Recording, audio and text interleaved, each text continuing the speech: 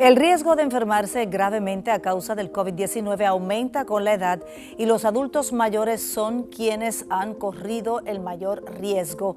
Ciertas afecciones también pueden aumentar el riesgo de enfermedad grave en comparación con los adultos más jóvenes.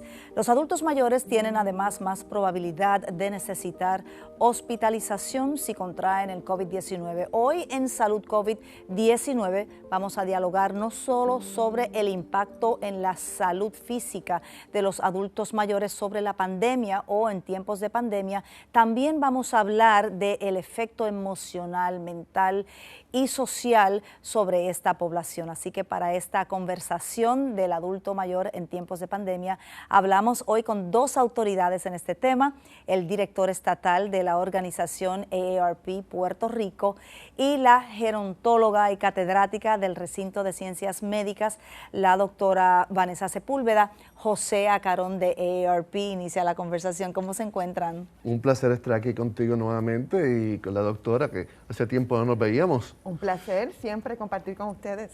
Bueno, y hay que señalar que ustedes han estado trabajando activamente durante esta pandemia precisamente con esta población de nuestros adultos mayores y bueno, queremos un poco iniciar la reflexión en mayo, mes del adulto mayor. Así que, y tenemos que seguir hablando sobre este tema porque nuestra población en Puerto Rico ya es más de un 26%, ¿verdad? Sobre los 60 años. Correcto. Correcto. Pues, ¿qué ha descubierto? Bueno, vamos a comenzar con Acarón, que es una organización que representa a toda persona mayor de 50 años. ¿Qué hace AARP? Sí, mira, AARP mayormente es una organización de transformación social, que lo que promovemos es la calidad de vida, la integración social, la participación económica y social de la gente mayor en todos los ámbitos de nuestra sociedad.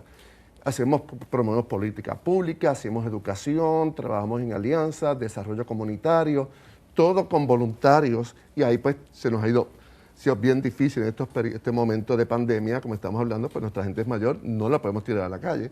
Así que ha sido todo virtual, que hemos estado haciendo mucha educación y mucho desarrollo de política pública. Y desde el recinto de ciencias médicas, la doctora Sepúlveda también tiene clínicas y también desarrolla estudios y enseña a los futuros salubristas y médicos. ¿Qué ha encontrado durante esta pandemia con esos pacientes? Bueno, desde el comienzo de esta pandemia se vio que desafortunadamente nos apenó muchísimo que la población más afectada eran las personas mayores de 65 años. Y todos vimos cómo al comienzo de la pandemia los más que morían eran los mayores de 65 años. Hoy día estamos viendo que quizás esas estadísticas están bajando o está cambiando, ¿verdad? Gracias a los programas, por ejemplo, la vacuna. Pero sí vimos cómo esta población no tan solo se afectó en cuanto a enfermarse más porque tenían los factores de riesgo asociados a la enfermedad, sino también en más hospitalizaciones, en más muertes y en otros efectos más a nivel emocional, físico y social. O sea que los geriatras, lo más que hemos visto, yo comencé a trabajar bastante rápido porque los pacientes con la telemedicina, el paciente geriátrico, quizás con la telemedicina no hubo ese contacto. Y a través de todo el año pudimos ver que los pacientes descuidaron su salud. Y eso es parte de los efectos de la pandemia. Pero desafortunadamente perdimos muchos adultos mayores con esta pandemia, ya sea porque murieron directamente por el COVID o indirectamente asociados a los efectos secundarios del COVID, como lo es el aislamiento y los problemas físicos que pudieron traer. Claro, yo sé que AARP también ha hecho estudios para saber cuáles son las necesidades y cuál ha sido ese impacto que han encontrado ustedes. Sí, mira, yo quiero añadir un poquito a lo que estaba diciendo la doctora Sepúlveda. A través de toda la pandemia, los primeros meses, esto ha ido cambiando ahora un poco, como dijo la doctora, las personas mayores eran el 20% de los contagios, pero el 80% de las muertes por COVID. Así que eso es un punto que por eso había que mucho énfasis en la población mayor, que se cuidara, etcétera. Eso pues trajo los issues de aislamiento que está diciendo ella. Ahora eso ha cambiado mucho y creo que estamos cerca del 50% de la población mayor de 60 años vacunada. Tenemos que llegar a un número mucho más alto, tenemos que forzar a la gente que se vaya a vacunar, pues es importante por la salud de todos. Pero sí, parte de los estudios que hemos hecho número uno es el aislamiento social y de la familia. Estamos hablando de que por ejemplo, los hijos que apoyan a sus padres y los que ayudan en su desarrollo en la casa, etcétera, no se atrevían a ir a su casa por miedo al contagio. Así que les dejaban la comida al frente de la casa, no los visitaban. La persona mayor que está entonces aislada se deprime, entonces porque está sola, no tiene contacto con su familia, no puede salir. Ha sido bien difícil, mayormente para esta población, por miedo al contagio. Y aún los que tenían ese apoyo a través de cuidadores informales, como usted señala, sus familiares o formales, pues ese servicio también se vio interrumpido. Ya no había el profesional que podía ir. Afortunadamente, como usted señala, eso ha ido cambiando, ¿verdad? Se supone que todo ese grupo esté vacunado y el que no, precisamente es por ciertos determinantes sociales y efectos secundarios de la pandemia, de ese aislamiento que no pueden llegar hasta los centros urbanos, etcétera. Yo creo que es bien importante porque hay que dividir la población mayor en varios segmentos. Uno está la población que está en los centros de cuidado, los hogares de cuidado. Correcto. Que ahí se aislaron por completo, nadie podía visitarlos, pero tenían el cuidado. Y fueron de los primeros que se vacunaron a través de las farmacias, etcétera. Así que ahí hubo más control. Y mucho más control que en Estados Unidos. Y de hecho, la mayor parte de las muertes de Estados Unidos fue los centros de cuidado, aquí no. Correcto, correcto. O sea, de hecho, dos aspectos importantes, añadiendo lo que dice Acarón. El aislamiento no tan solo afectó los hogares de cuidado prolongado, o también en sus propios hogares, las personas adultas mayores que se tuvieron que someter a un aislamiento estricto ya dejaron de salir a caminar, ya dejaron de hacer sus ejercicios, ya dejaron de ir a sus citas médicas, ya dejaron de hacer sus compras. O sea que está el envejeciente o el adulto mayor en la comunidad. Que son el 98%, solamente hay 2% en instituciones. El Así que ese envejeciente 98% era el peligro. Correcto, el envejeciente en instituciones y los pacientes adultos mayores al comienzo de la pandemia que necesitaron hospitalización, el aislamiento dentro de sus habitaciones. Eso fue terrible. lo peor. Ay, o sea, aun cuando los pacientes sobrepasaban la infección, o sea, la superaban, ellos terminaban con unas incapacidades no tan solo físicas, porque se dice que los pacientes que están encamados por aproximadamente 5 a 7 días pierden 20% de su funcionalidad física.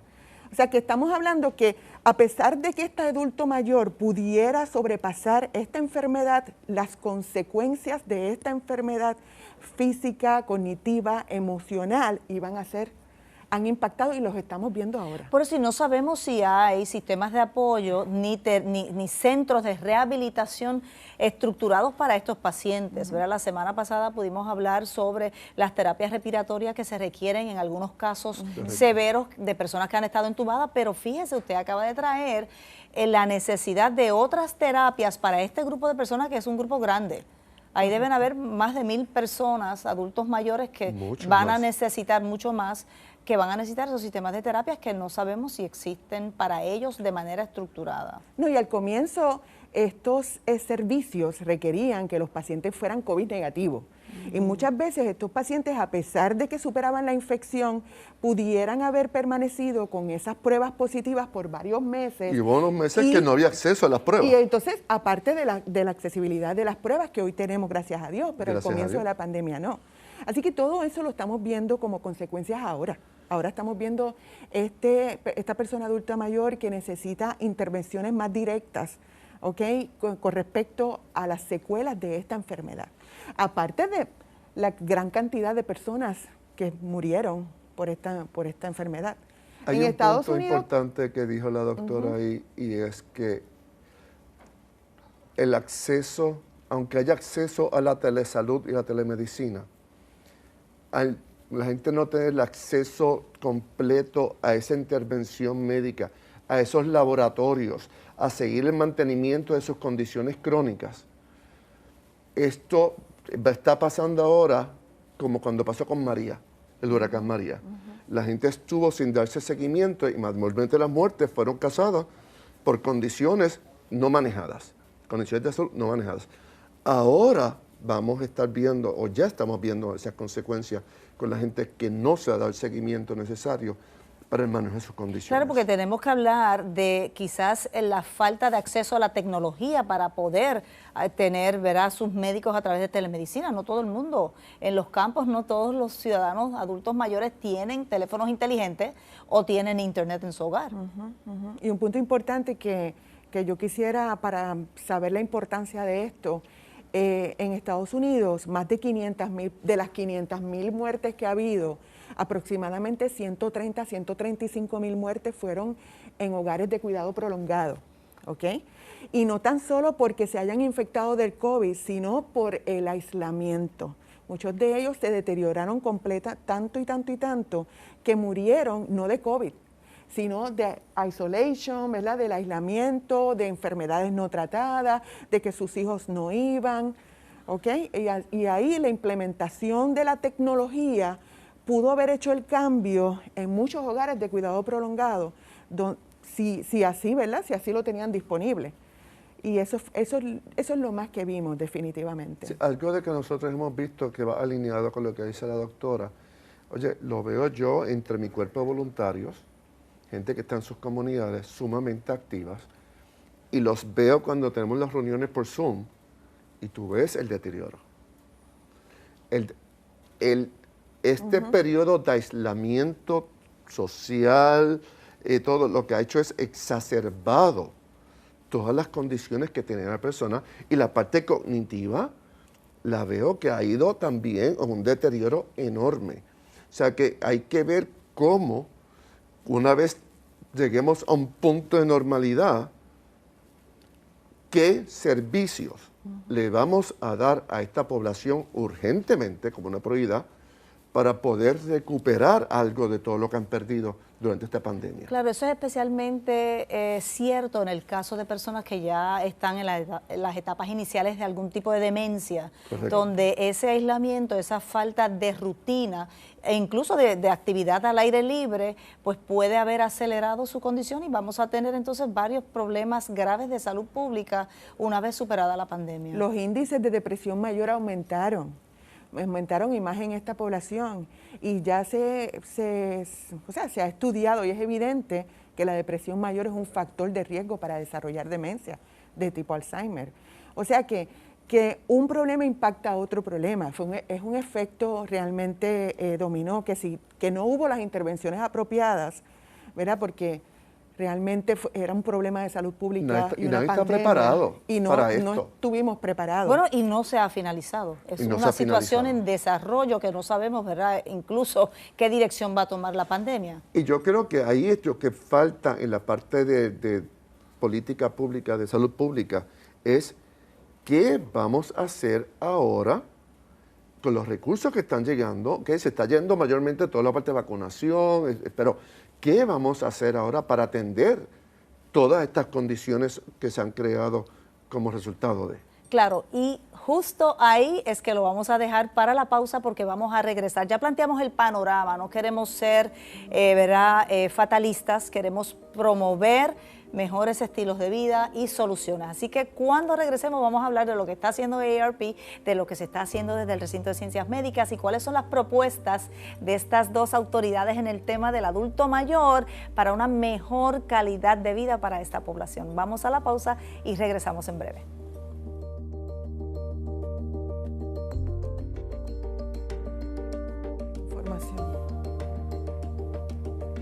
Bueno, en la primera parte del programa COVID-19 Salud, el Update, hemos hablado sobre el impacto físico, emocional, psicológico sobre los adultos mayores de esta pandemia que continúa y con la cual estamos todavía batallando. ¿Cuáles son las posibles soluciones? ¿Qué servicios hay que ofrecer? ¿Cuáles son las políticas públicas que se deben instaurar para apoyar y ayudar a esta población que es más del 26% de la población, o sea, que es una gran cantidad de personas. ¿Cómo vamos a hacer? Bueno, estamos lanzando aquí las ideas para ver si se hace política pública, porque mayo es el mes del adulto mayor y qué mejor tiempo para comenzar a hablar sobre este tema. José Acarón, el director regional de AARP, me acompaña, y la doctora Vanessa Sepúlveda, geriatra y especialista en el tema, también catedrática en el recinto de ciencias médicas. Gracias por la conversación. Creo que lo dejamos justo ahí en el lanzamiento de, ok, ¿y ahora qué tenemos que hacer? Ya sabemos, ¿verdad?, cuáles son los problemas. Mira, yo creo que, y estamos hablando en la pausa sobre este tema, cuando vino el huracán María, los terremotos y ahora la pandemia, se ha visibilizado aún más la población mayor en Puerto Rico. Y en ocasiones de crisis y desastres, la población que más padece por las vulnerabilidades que puede tener en cuanto a acceso a servicios es la población mayor. Y por su nivel de pobreza comparado con sus pares en Estados Unidos. Correcto. Así es que es bien importante, pero aquí lo que más se ha visibilizado es cuán raquítico es la estructura de servicios a la población mayor en Puerto Rico. Eso es, no hay desarrollo de estructuras comunitarias de servicio, no hay estructuras fortalecidas, y aquí yo creo que las aseguradoras de Medicare tienen que hacer una estrategia diferente, no pueden seguir haciendo lo mismo y tienen que hacer más trabajo comunitario para poder llegar a la gente y poder hacer. Yo creo que ahí los centros 330 tienen un buen sistema de desarrollo comunitario que visitan y hacen mucho desarrollo de educación. No, y ofrecen servicios integrales, multidisciplinarios en un solo sitio. A mí me encanta el modelo de centros 330. Que es lo fácil, es un fácil acceso para el adulto mayor. Tú vas a ese sitio y ahí tienes la intervención de todas las disciplinas que hacen falta. Así que eso es bien importante. Yo creo que la escasez, la falta de accesos y la fragmentación son determinantes, y tenemos que sentarnos todos los players, todos los jugadores en la mesa, a qué se va a hacer para hacer un plan de Puerto Rico en cuanto a salud con la gente mayor, que tú dices son el 25% en este momento, pero según el censo va a pasar de ese número cuando lleguen los resultados de agosto. Claro, y si comparamos nuestro proceso de envejecimiento con otras jurisdicciones, o sea, estamos entre los primeros 5. Los primeros 3. Los primeros 3. New Hampshire, Maine y Puerto Rico empatado con Vermont en tercera posición de jurisdicciones de Estados Unidos. Claro, de personas de la edad mediana más alta. De 60 y de años 60%, 60 años exacto, y de 60 años en adelante. Pues se supone que había un task force, un grupo que iba a hacer un censo a raíz del huracán María sobre la población. ¿Ustedes saben si eso se concluyó, si se llegó a hacer, si existe tal censo? Un censo con respecto a las personas claro, mayores. para poder identificar esos sectores vulnerables. Correcto. Yo pienso que, primero que nada, de 2.8 millones de habitantes aquí en Puerto Rico, se estima que cerca de 800,000, aproximadamente de 800,000, 900,000 son personas mayores de 60 años. Por eso sabemos cuántos son, lo que pasa es que quizás no sabemos dónde conseguirlos, ni cuáles son los servicios que necesitan. Definitivamente. Y eso es bien importante, y ahí muchos municipios ya han hecho ese censo, se aprendió después del huracán María, y hay muchos municipios, porque es más fácil a nivel municipal, porque el municipio es la organización gubernamental más cercana a la gente, que se da servicios más directos. Así que ahí ya se ha hecho eso. Lo que yo no sé es cuánto se ha compartido esa información con las esferas de salud, salubristas, para poder hacer estrategias en conjunto. Ahí yo creo que hay un falta de enlace. Yo creo, igual que señora Carón, creo en que primero que nada debemos comenzar con la educación. Definir qué es un adulto mayor, ¿ok? Y no tan solo definir, o sea, cuáles son los recursos que tenemos disponibles. Nosotros tenemos la oficina, ¿verdad?, de la Procuraduría de Personas de Edad Avanzada, quizás estimular su participación activa y que podamos sentarnos a la mesa, como dice con cambio de enfoque. Acarón, con un cambio de enfoque y atender las necesidades, porque no se vieron tantos envejecientes hasta las diferentes desastres y crisis. Desastres y también y la pandemia, o sea, donde vimos que estábamos perdiendo a nuestros viejos, estábamos perdiendo a nuestras personas adultas mayores. Así que yo creo primero en la educación, identificar realmente cuánta educación hace falta, cuáles son las estadísticas que tenemos con nuestros envejecientes, nuestros hogares de cuidado prolongado, ¿ok? En un momento dado se estaba evaluando la cantidad de hogares prolongados, de cuidado prolongado y las intervenciones que podíamos tener directamente con ellos. Y básicamente lo más importante es educar. Ok, pero se está entonces recogiendo, haciendo un esfuerzo por recoger los datos y las estadísticas. A nivel municipal, y no sabemos qué se ha hecho con esa información. Las alcaldías. Okay, yo creo bueno, Kevin pues nos ha dado una buena noticia, que es que existe esa información. Lo que no sabemos es qué se hace con ella. Pero se me ocurre que lo más importante es asignar también los fondos para las entidades y los grupos que sí estén ya trabajando en lo que se busca nuevos centros, porque sé que hay muchas organizaciones de base comunitaria en comunidades, sé de una en Naguabo que tiene un proyecto para rehabilitar, hermoso. Para rehabilitar y ayudar, ¿verdad?, a personas de esta edad. Así hay muchísimos. Naguabo para todos. Naguabo para todos. Me hay encanta. Muchos, pero ¿verdad?, pueden trabajar con pequeños grupos. Porque el concepto de comunidades amigables al envejeciente. Y existen grants, ¿verdad?, fondos federales que pueden auspiciar el concepto de comunidades amigables. Bueno, pero es que se supone que y de hecho lo tenemos que en algunos municipios. Te voy a decir algo interesantísimo. Lo tenemos en algunos municipios. Okay. En Coamo, o sea, estamos trabajando eso en Coamo, un proyecto en Coamo de comunidades amigables. En Chile, el Ministerio de Salud en Chile estableció como política pública las comunidades habitables y ya más de la mitad de los municipios están trabajando bajo ese concepto integrado de todo. Pero vamos a explicar. En 3 años. Vamos a explicar al público que es una comunidad amigable o accesible. Sí, una comunidad amigable encierra varios dominios, ¿ok? Entre ellos, primero que nada, son las llamadas M's, ¿ok? Primero que nada, what matters, ¿qué es lo importante para esa persona de adulto mayor? ¿Ok? Número 2, medicación. ¿Cuáles son los medicamentos que estos adultos mayores están tomando y que estén relacionados a lo que importa a ellos? Sus enfermedades, sus condiciones, sus aspectos emocionales y psicosociales. ¿Ok? Luego la movilidad. ¿Ok? ¿Cuánto puede moverse la persona y el acceso a la movilidad? O sea que el aspecto físico y el aspecto emocional es bien importante en el desarrollo de una comunidad amigable. Es una ciudad ideal para cualquier edad. Es una ciudad ideal. Eso es lo que se llama una ciudad o una comunidad 880. Si una comunidad, una ciudad es buena por niños de 8 años o para una persona de 80, es buena para todo el mundo. Y ahí incluir vivienda, educación, acceso, las barreras arquitectónicas que no existan. Esa es la parte del acceso.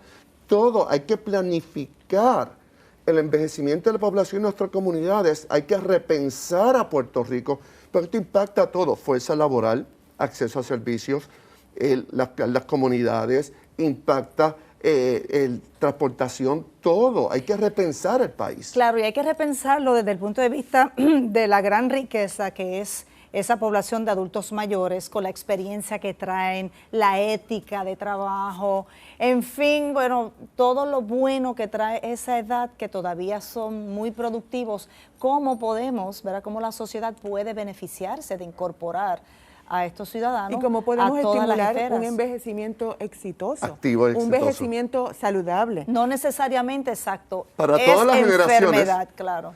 Porque hay que trabajar con los de 20, los de 30, los de 40 años, para que cuando las decisiones que están tomando ahora y sus estilos de vida puedan llegar a un envejecimiento más exitoso cuando lleguen a estas edades. Así que esto es, y como se estaba diciendo antes del programa, una colombiana que tuvimos hace unas semanas atrás un webinar sobre edadismo, les decía, una sociedad donde las generaciones, diferentes generaciones, no se comunican, está destinada al suicidio.